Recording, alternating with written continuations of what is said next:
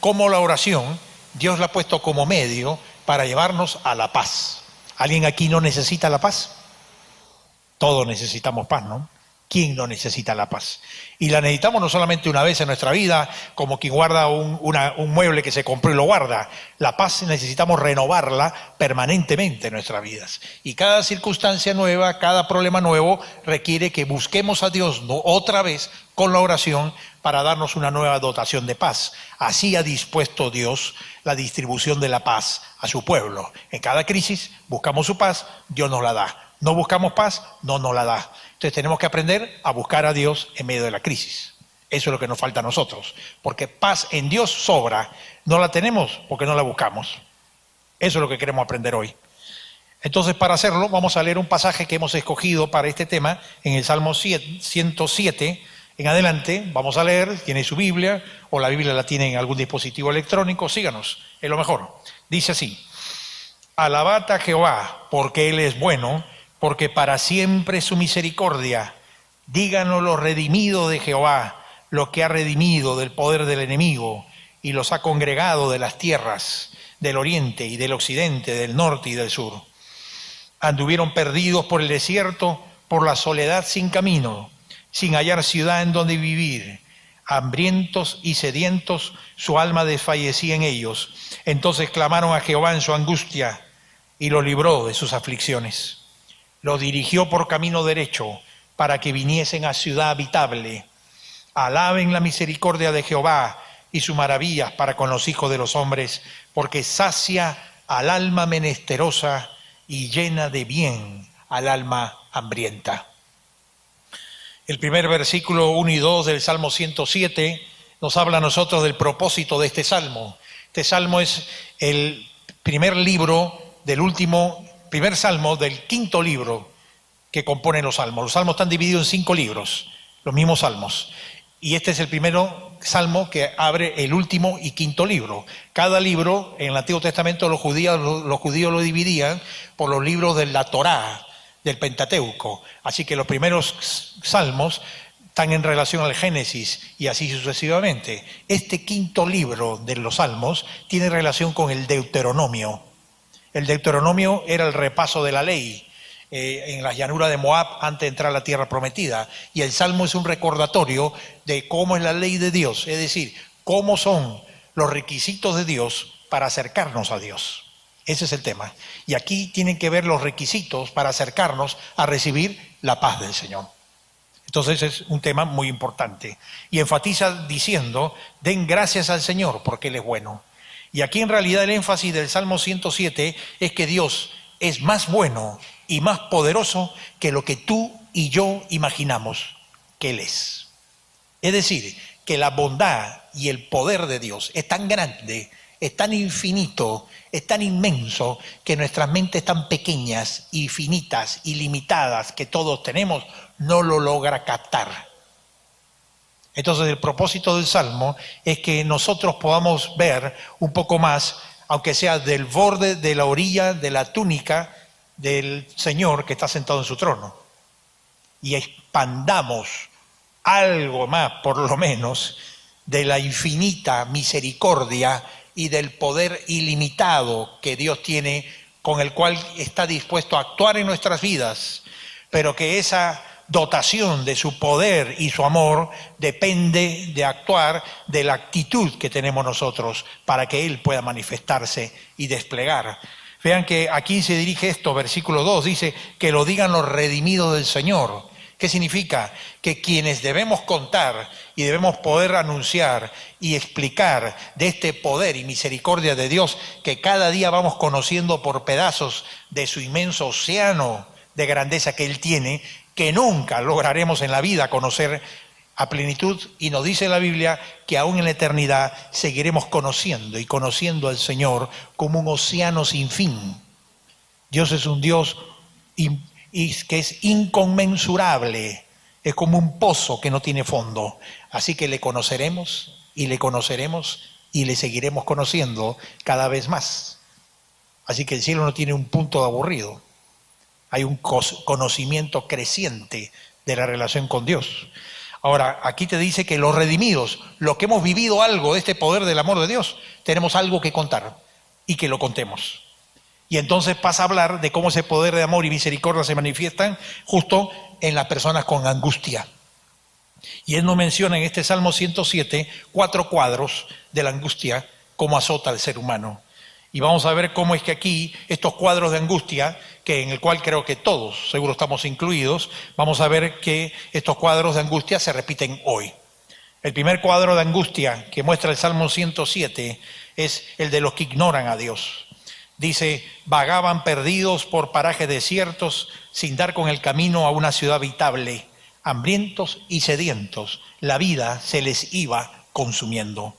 Y aquí se está refiriendo a personas que están viviendo sus propias vidas sin Dios. No es que creen o no creen en Dios, pero en la práctica están viviendo como si vivieran sin Dios. Y por lo tanto aquí no se menciona a Dios, a nada en este versículo. Esto tiene que ver con ese hecho de que sin darnos cuenta nosotros comenzamos a vivir no para cumplir el primer mandamiento, que es una relación con Dios suprema, de la cual esa relación con Dios debe determinar todas nuestras otras relaciones, con personas, trabajo, entretenimiento, hijos, familia, etcétera, sino que aquí las cosas y las personas ocupan nuestra primera atención en lugar de Dios. Y cuando esto ocurre, entonces estas cosas y personas se vuelven entonces motivos para distraernos de Dios. Y dice allí que entonces, ¿qué ocurre con esto? Se encuentran con que no encuentran el camino, ¿no? En la línea 3, sin dar con el camino. Y entonces pasan de perdidos geográficos, de perdidos físicamente, a estar perdidos existencialmente. Y entonces ocurre que hay personas que están viviendo la vida, corriendo todos los días, pero sin dar con el camino. Sin dar con el camino. Es como estar dando manotazos y buscando. Y es porque hay una pérdida de propósito, porque hemos perdido la relación con Dios. Y puedes ser cristiano y estar perdido sin propósito, porque pierdes tu relación con Dios. Así que el ministerio, la iglesia y la actividad misma se convierte en parte de tu laberinto en el que sigues perdido, porque no pones primero tu relación con Dios.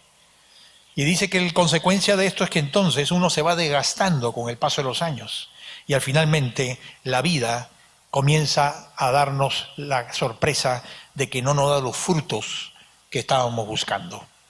Cuando la vida no nos da los frutos que estábamos buscando, hay que preguntarnos si hemos perdido el camino en algún momento, y esto es debido a que hemos perdido nuestra relación suprema con Dios, que es la que nos da valor, dignidad, significado, razón de ser, estima propia.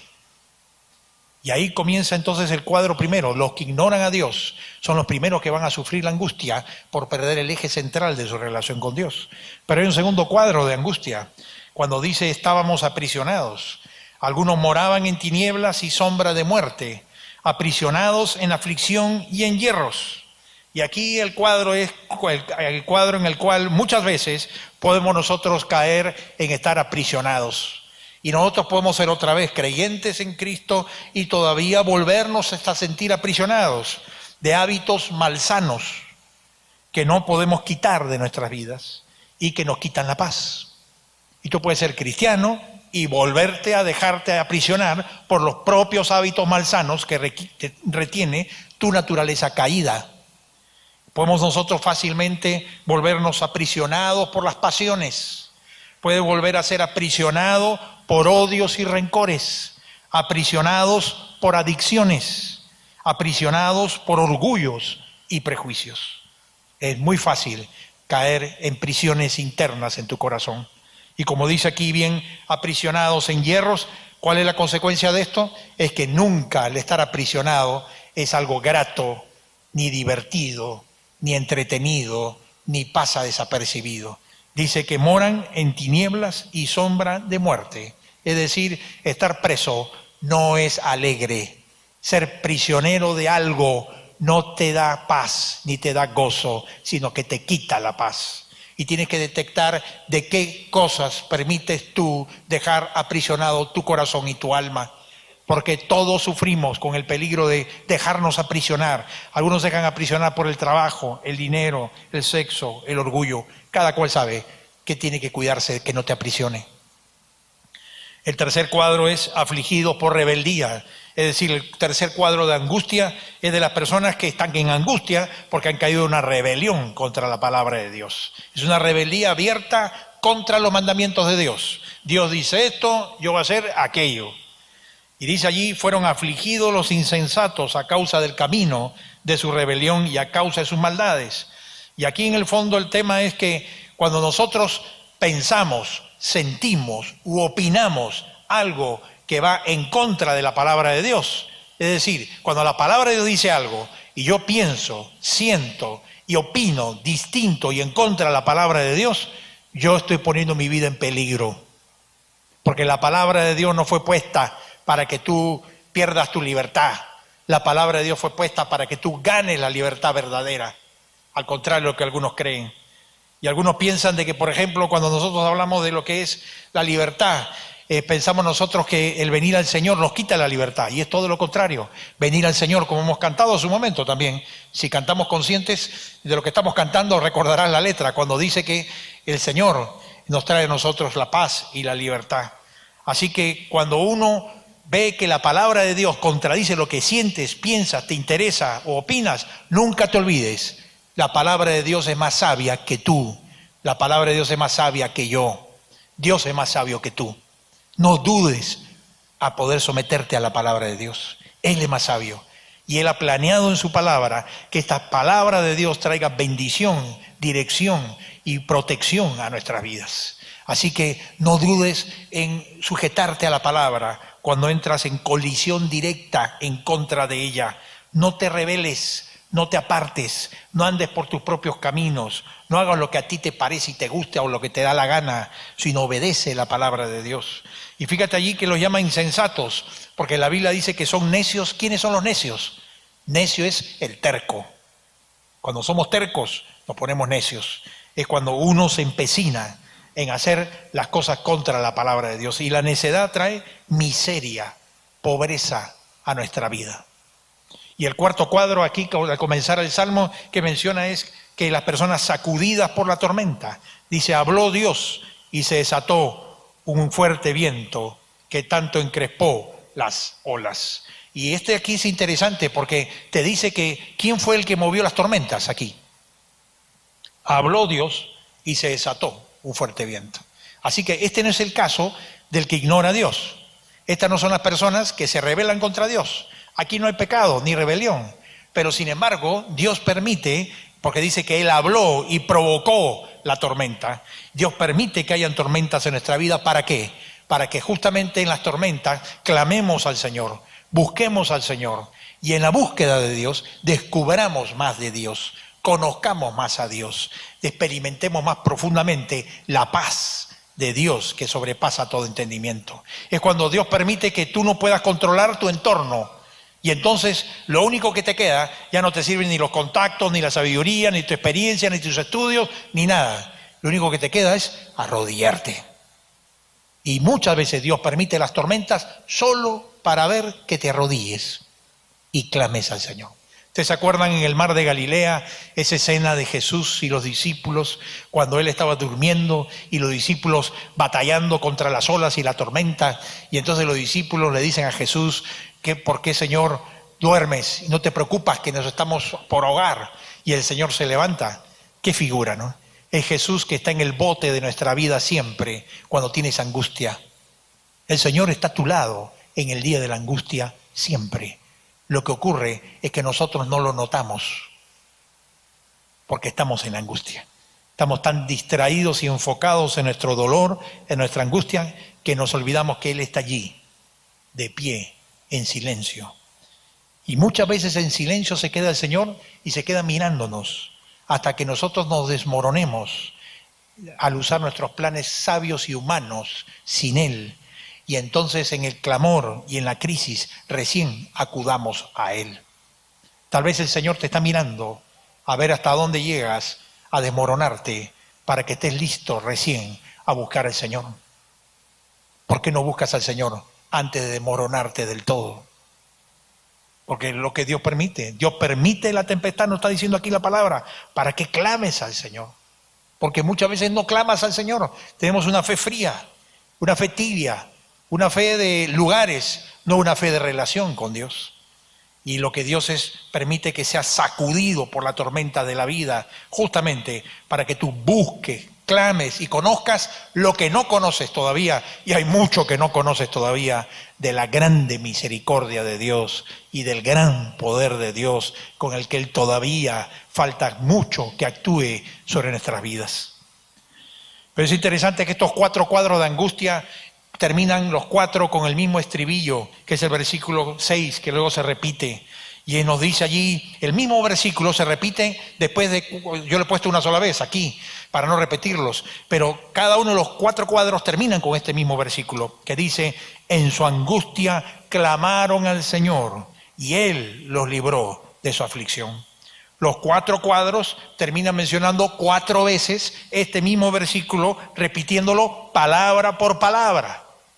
¿Qué nos está diciendo con esto el Señor? Que todas las angustias, cualquiera que sean, tienen la misma salida para encontrar la paz. Una misma solución, una sola, y es esta. En su angustia clamaron al Señor y los libró de sus aflicciones.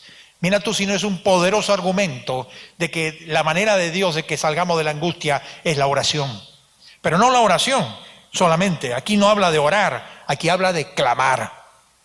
Y es importante entender esto. Porque la palabra angustia viene de la palabra angostura. Angustia viene de angosto. La angustia cuando te sientes apretado ahí, ¿no es cierto?, por las circunstancias, estás en camino angosto, en angostura. Esa es la angustia, ¿no es cierto? Pero clamar viene de la palabra hebrea tasar. Tasar. ¿Y sabe qué significa literalmente clamar en hebreo? Tasar significa un grito desesperado y desgarrador ante Dios. Literalmente significa tener un grito desesperado y desgarrador de expresión de necesidad ante Dios. Es mucho más que orar, es un clamor. Eso significa en hebreo, grito desgarrador delante de Dios. Y yo creo que muchas veces hemos orado y no hemos visto respuestas cuando lo que necesitábamos era clamor y no oración. Y es interesante porque fíjate, cuando hablamos de esto muchas veces la gente dice, pero pastor, esto es muy emocional, suena medio fanático, eso es un grito desgarrador, un grito destemplado. Así, fíjate tú qué pasó, ¿te acuerdas tú cuando Perú le ganó a Nueva Zelanda? ¿Te acuerdas qué pasó? Cuando metió el gol, todos en su casa o en el estadio se dirigieron al costado, se dieron la mano cada uno y dijeron, nos felicitamos que vamos al Mundial. ¿Fue así? No. En el estadio dice que el grito y el salto fue tan grande que se movió el estadio casi como si fuera un sismo. Yo estaba en Arequipa, un retiro de pastores, y en el retiro de pastores durante todo el día paramos en la noche para ver el partido. Cuando paramos el partido, mira, olvídate, saltamos hasta el techo todos. Mi esposa se quedó sola en Lima, no pudo ir a ese retiro, y me dice que el grito que más se escuchó en la cuadra fue el de ella. ¿No pasó así? ¿No hiciste lo mismo tú acaso? ¿O no? Claro, emoción. Pero cuando hablamos de Dios, ¿por qué no mezclamos la emoción? Cuando hablamos de Dios, nos aburrimos, porque creemos que la emoción no tiene que ver. El fútbol sí, pero Dios no. ¿Y qué es más importante? ¿Para qué creó Dios las emociones? ¿Para ir al estadio? Solamente, también para el estadio, pero principalmente para dirigir tus emociones a Dios. Y esto significa que clamar es parte normal de la vida cristiana. ¿Has clamado alguna vez? Yo he tenido que hacerlo varias veces en mi vida. Cerrar la puerta para que no llame nadie al serenajo. Esperar que no haya nadie en la casa que se asuste. Porque no es el gritar lo que Dios escucha, sino lo que el grito representa de necesidad del corazón, lo que Dios ve. La fe, la necesidad que despierta la compasión de Dios. Es que una cosa es decir, ayúdame, Señor, y otra cosa es decirle, Señor, ayúdame, ayúdame, Señor, te necesito, Señor. ¿Alguna vez has dicho así? Yo muchas veces. Y tal vez es lo que tú necesitas aprender en tu vida cristiana, que el cristianismo no es para los aburridos, el cristianismo es para los que claman al Señor. para el que busca con corazón sincero a Dios. Y no tienes necesidades urgentes en tu casa, no tienes necesidades urgentes en tu vida, no tienes necesidades urgentes con tus hijos. Bueno, yo sí, no sé si tú no. Y por eso el clamor es la respuesta de Dios. Para los cristianos fríos nunca claman. El cristiano que busca de corazón sabe lo que es haber aprendido a entrar a clamar al Señor. Y te invito a que clames a Dios. Es lo que Dios quiere que hagamos. Y dice que cuando uno clama, ¿qué pasa? Los libró. Esta es otra palabra interesante en el hebreo. La palabra en el hebreo se traduce literalmente arrebatar. Y los limeños sabemos muy bien qué es arrebatar, cuando pasan y se arrebatan al celular.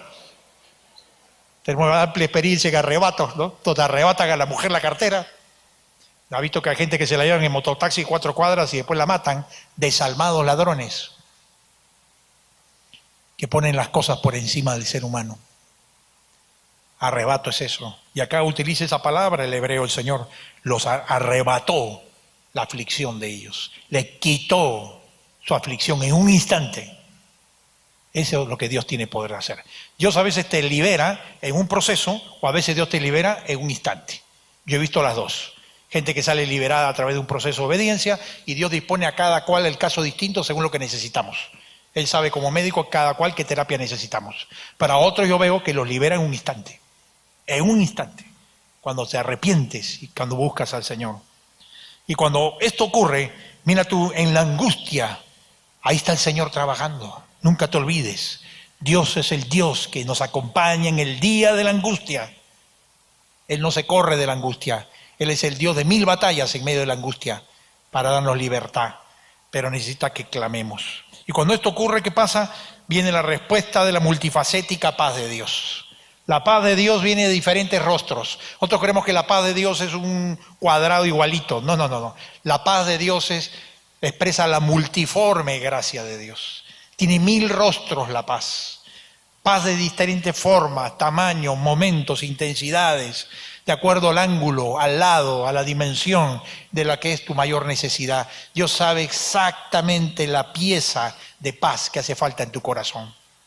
Y es interesante porque esos rostros de la paz los vemos aquí en este salmo, como Dios le respondió cuando clamaron. Dice allí, satisface al alma, sacia al alma menesterosa y llena de bien al alma hambrienta. Qué importante es esto, hermanos. Cuando buscamos a Dios, Él nos llena a su manera, nos satisface en el corazón completamente. Y esto qué importante es, porque apaga la sed del corazón y quita el hambre del alma, de todo lo que es ajeno a Dios. Trae tal saciedad que calma tu sed, que no tienes sed ni hambre por ningún placer, ningún pecado, ninguna cosa contraria a la voluntad de Dios en tu vida. Estás tan lleno que entonces no quieres nada de eso. Eso es como cuando te invitan a un buffet de eso, ¿no es cierto?, de 4, 5, 6, 7, 8, 10 mesas para servirte y te dicen, sírvete las veces que quieras. Y tú vas sin cenar la noche anterior, sin desayunar ese día, y ese día hacer campamento en el buffet. Y pasas más veces, ¿no es cierto?, pasas más veces que dándole la vuelta a Jericó a las mesas. Al final haces zanja alrededor de las mesas de tantas veces que te sirves. Y terminas al final con 4 postres nada más, porque ya no te entraba más. ¿Sí? ¿Alguna vez haces eso? No hagas tanto porque si no es gula, pero saboreas un buffet. Y después sales de ahí, te vas a otra reunión y te encuentras con un amigo que te invita a un hot dog con papas fritas. Y tú le dices, no, te lo regalo. ¿No quieres comer? No, de verdad, muchas gracias, pero te lo regalo. ¿Por qué? Porque estás saciado, estás lleno y has comido cosas muy deliciosas. No un simple hot dog y de repente con aceite de 3 días, ¿no es cierto? Exactamente eso es la vida cristiana. La vida cristiana, el cristianismo, la iglesia, no se diferencia del mundo por las restricciones que tiene la iglesia. Los que no conocen bien el cristianismo creen que la diferencia entre el cristianismo y el mundo, ser de Cristo y no ser de Cristo, es las leyes y mandamientos y prohibiciones que pone la iglesia. Bueno, si piensas así es que no saben nada de la vida cristiana todavía. Estás en kindergarten y reprobado. Y te falta bastante por aprender del cristianismo y de la fe verdadera. La fe verdadera no diferencia del mundo por las restricciones y las prohibiciones, Sería muy triste y aburrido eso. Sería otra pequeña prisión, pero religiosa. La diferencia de Cristo y el mundo, la iglesia y el mundo, de la vida cristiana es la abundancia que hay en Cristo.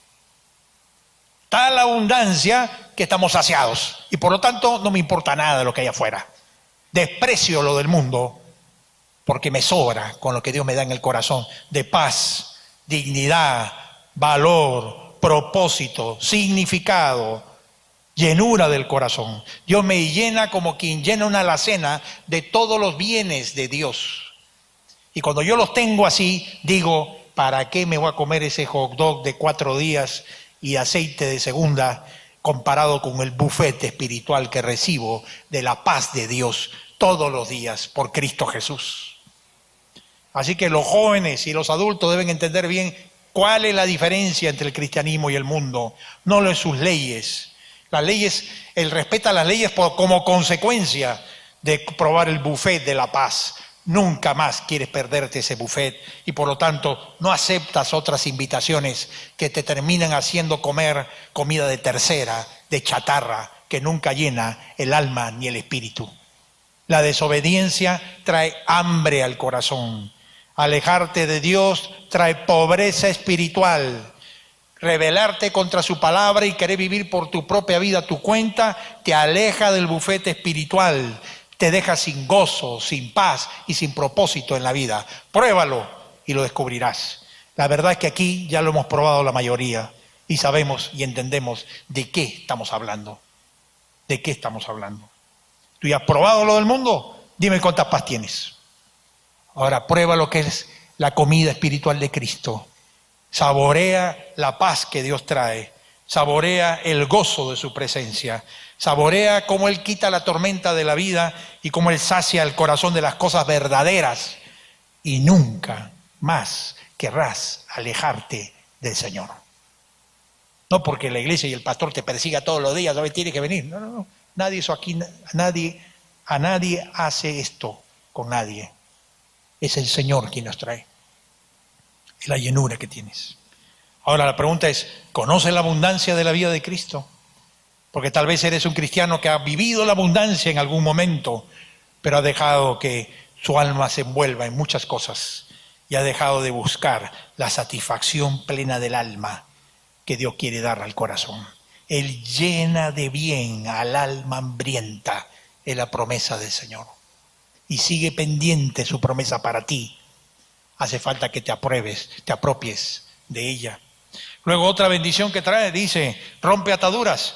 En su angustia clamaron al Señor y Él los salvó de su aflicción. Los sacó de las sombras tenebrosas y rompió en pedazos sus cadenas. Me encanta la traducción que hace la Biblia de las Américas. Cuando uno lee la Biblia hay que consultar con varias Biblias. La Biblia es la misma, pero la traducción tiene estilos literarios distintos que a veces enriquecen con una distinta redacción el mismo concepto. En la Biblia de las Américas dice, en lugar de lo sacó de las sombras tenebrosas, ¿sabes qué dice? Lo sacó de las sombras del sufrimiento. Las sombras del sufrimiento. Todos vamos a sufrir en esta vida. Cristianos, ateos, musulmanes, todos. Dios permite eso para que el sufrimiento nos haga crecer y acercarnos a Dios. El tema es cómo actúas frente al sufrimiento.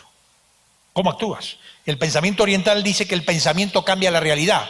O sea que si tú repites y piensas, la realidad se hace una ilusión nueva. Bueno, el cristianismo no cree que el pensamiento cambia la realidad. El cristianismo cree y dice que la realidad es la realidad. Y que nosotros, los cristianos, no pretendemos cambiarla inventando un mundo ficticio, ilusorio, o mirando para otro lado para no mirar lo que la realidad sufriente. Lo que el cristianismo dice es que frente a esa realidad cruda, dolorosa, sufriente que enfrentamos, lo que Dios cambia es tu corazón, no la realidad. Y cuando cambia tu corazón, trayéndote la paz para enfrentar el sufrimiento, y cuando cambia tu corazón y te trae la fe para enfrentar el sufrimiento, y cuando te trae el corazón y te da la fortaleza y la valentía y la paciencia para enfrentar el dolor, entonces aunque la realidad no cambió, todo cambió en tu vida. Ese es el cambio que hace Jesucristo.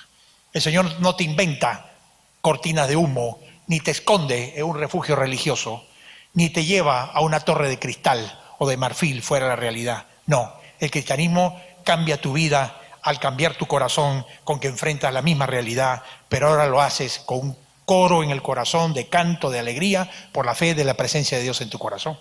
Esa es la diferencia. Entonces la pregunta es, no sé si Dios cambió tu realidad o no, pero la pregunta es, ¿Dios te cambió a ti frente al sufrimiento? ¿Has aprendido en los recursos de Dios, con la oración, enfrentar la misma lacerante realidad que te puede llevar a vivir bajo las sombras de tu sufrimiento, en lugar de iluminar la sombra del sufrimiento con la presencia del Señor por medio de la oración? Y luego dice en el otro cuadro que otra faceta de la paz es que Él sana con la palabra. Dice, envía su palabra para sanarlos. Y es interesante porque aquí hay dos conceptos, ¿no? El envía la palabra significa que Él constantemente nos habla por medio de su palabra, que es la Biblia, y la palabra de Dios nos sana. Si tú tomas alguno de los cursos que se dan en la iglesia, la palabra de Dios te sana. Sana nuestra mente, sana el corazón, sana la familia, sana el matrimonio, sana tu relación con los hijos. La palabra sana, estabiliza, ordena, pone barandas, pone orden a nuestro mundo interior. La palabra nos ordena. Sin la palabra somos unos desordenados. Peor que el tráfico de Lima, pero en el tráfico del alma. Sin semáforos y pasándonos todas las líneas. Pero en otra versión dice, ya no solo que envía la palabra, sino dice que Dios ordena con una palabra que seamos sanados. Que ya es distinto a esto. Y es interesante porque amplía. ¿Te acuerdas tú un caso que habla de esto en los evangelios cuando dice que una persona fue donde Jesús y le dijo, una palabra tuya bastará para sanarlo? Y que a la distancia el Señor le dijo, ve a tu casa porque ya está sano. Bueno, eso es lo que también significa aquí. Es decir, una orden de Dios sana a una persona.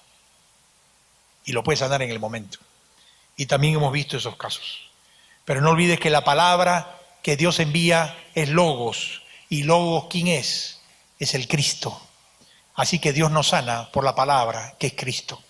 Cristo es el medio por el cual nos va sanando el corazón. Y finalmente la paz trae, como siempre, por supuesto, aquieta el corazón. Cambió la tempestad en suave brisa y se sosegaron las olas del mar.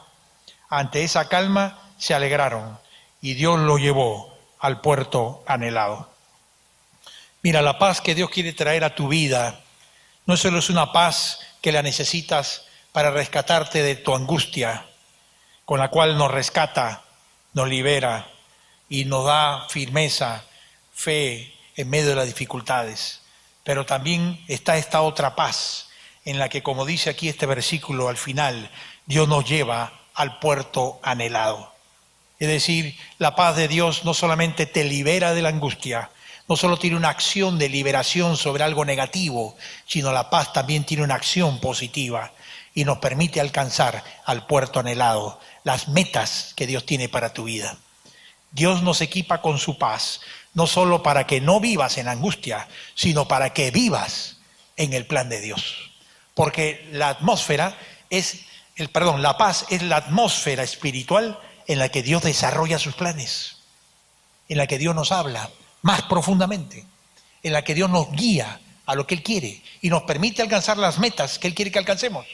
Mucha gente no alcanza las metas de Dios. Las profesionales, que las alcanza cualquiera que se esfuerza, es una cosa. Estamos hablando de las metas de Dios para tu vida. Mucha gente no las alcanza porque no buscan participar de la paz de Dios, de manera que en esa paz, en esa quietud, escuchen la voz de Dios, los planes y propósitos que Él tiene para lo cual tú estás donde estás. Entonces ese es el lado positivo de la paz. No solo liberación de lo negativo en la paz, sino es la afirmación de los propósitos para tu vida. Muchos cristianos no viven el plan de Dios.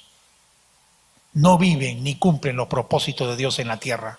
Todos los domingos van a una iglesia a alabar, pero la agenda de Dios para ellos está incompleta e inconclusa, porque solo buscan la paz para librarse de la circunstancia angustiante, pero no la paz para escuchar la voz de Dios para sus vidas y obedecerla. Entonces son profesionales exitosos, universitarios calificados, gente linda, con buenos valores cristianos, pero no la están chuntando en los propósitos de Dios. No están viviendo para la agenda del reino de Dios. porque no escuchan la voz del Señor. Un caso, conocí una pareja años atrás. La pareja llegó con lo que yo llamo mucho ruido. No es que hacían un ruido en la consejería, sino que en su vida había mucho ruido. Por eso no podían escuchar a Dios. Eran creyentes. El ruido del resentimiento, el ruido del enojo, el ruido de las voces gritando en casa, el ruido de la pelea con la esposa, de la pelea con los hijos. Estaban más preocupados por arreglar sus problemas. Cuando comenzaron ellos a buscar la palabra de Dios, a venir a la iglesia, a estabilizarse en el Señor y obedecer a Dios, el ruido bajó. Porque había menos resentimiento, menos odio, menos gritos, menos problemas. Y en la medida en que bajó el ruido, comenzaron a escuchar mejor el plan de Dios. Y se involucraron en el plan de Dios para sus vidas. Y a cumplir el propósito de Dios, de conocerlo, darle a conocer y extender su reino. Y comenzaste a saber, en ese caso, Dios me mostró cómo es que el mucho ruido apaga escuchar la voz de Dios. Y te pregunto, ¿estás teniendo y permitiendo que haya mucho ruido en tu vida tal vez? Todas cosas buenas, pero que están impidiendo que escuches la voz del Señor que te dice para qué te ha llamado, para qué te ha escogido y para qué te ha puesto en sus caminos. Solo Él sabe para qué es ese propósito. Solo el Señor lo sabe. Y Él solo lo puede revelar al corazón de cada persona cuando bajamos el ruido y entramos a la paz de Dios, que no solo es la paz que nos libra de un problema, sino la paz en la que escuchamos sus planes, sus propósitos, sus metas para nuestra vida. Y cuando entras en esa dimensión de escuchar su voz, entonces Dios los lleva al puerto anhelado, como dice la última línea del pasaje. Esta clase de la paz de Dios que inunda nuestra vida, cuando va tomando predominancia, no solo permite que Dios trabaje en nuestros momentos de angustia, pero que Dios nos permita madurar en nuestra vida cristiana y en nuestra vida de familia y de matrimonio, alcanzando los propósitos por los cuales Dios nos alcanzó en la vida un día y nos rescató del pecado y cumpliendo el propósito de participar en la extensión de su reino en la tierra, que es el propósito de la paz, que la paz se extienda. Nunca olvides que el propósito de Dios no es solo lo que hacemos para que otros conozcan al Señor, sino es que finalmente todos participemos de la adoración al Señor, de la paz de Dios y le conozcamos más a Él. El propósito de Dios es que todos adoremos al Señor, conozcamos y entendamos sus propósitos. Por eso es que este Salmo 107 termina repitiendo 4 veces este versículo: que den gracias al Señor por su gran amor, por sus maravillas en favor de los hombres. Es interesante esto. Fíjate, pasa en la siguiente diapositiva. Vas a ver tú que la angustia, se mencionan 4 situaciones diferentes. En la siguiente diapositiva, por favor. Se menciona la angustia 4 veces distintas, pero el clamor se menciona en el mismo versículo que se repite. Luego la paz se menciona 4 rostros distintos y el dar gracias se repite el mismo versículo. Quiere decir que angustias y paz hay de diferentes clases, pero el clamor y el dar gracias debe ser siempre el mismo. ¿Me entiendes? No importa cuál es la angustia, siempre la respuesta es el clamor. No importa cuál es la clase de paz, la respuesta siempre es la alabanza y la gratitud. Así que no importa la angustia que pasemos, no importa la paz que experimentemos, aprende a clamar a Dios siempre y aprende a darle gracias a Dios siempre, porque vas a descubrir allí la vida abundante que Dios quiere para cada uno de nosotros. ¿Qué tal si terminamos orando y le pedimos al Señor que nos ayude a practicar esto en nuestra vida personal?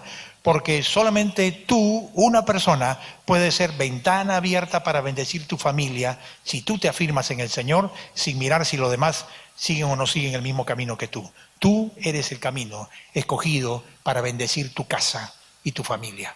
¿Por qué no le clamamos al Señor? Acá no podemos hacer el grito desesperado, eso guárdalo para tu casa, pero aquí por lo menos clama en tu corazón, porque si gritamos toda la vez nos llevan a todos el serenajo. Pero por lo menos clama en tu corazón y dile: Señor, te necesito a ti. Vamos a orar. Señor bendito, realmente de corazón, esta mañana, escuchando tu llamado a orar para que tú al clamar traigas paz a nuestras vidas, una paz que sobrepasa todo el entendimiento. Queremos decirte, Señor, te necesitamos, Señor. Te necesito, Señor. Perdóname por no haber seguido tu paz, por no buscar en ti la paz, sino buscar momentos pasajeros de tranquilidad, pero que no nos dan la paz. Perdónanos por buscar la paz fuera de ti y no la paz que viene de ti. Gracias, Señor, por recordarme que tú eres la fuente de paz, única y verdadera, que sacias el alma y llenas de bien al alma hambrienta. Gracias, Señor. Todos necesitamos que llene nuestros corazones con tu presencia, con tu Espíritu Santo, que calma y llena todas las necesidades del corazón humano. Gracias, Señor.